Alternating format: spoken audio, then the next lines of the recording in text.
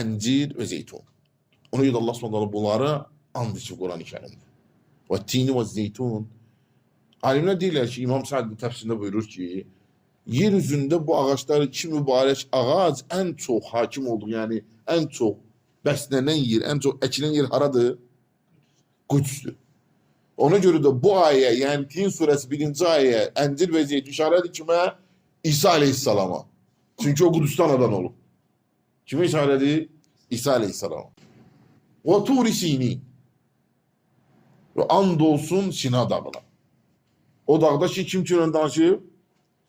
Allah Musa ilə danışıb. Kəlləməllahu Musa təqdimə. Allah Musa ilə vasitəsini danışdı. Birinci ayə işarədir kimə? İsa aleyhissalama.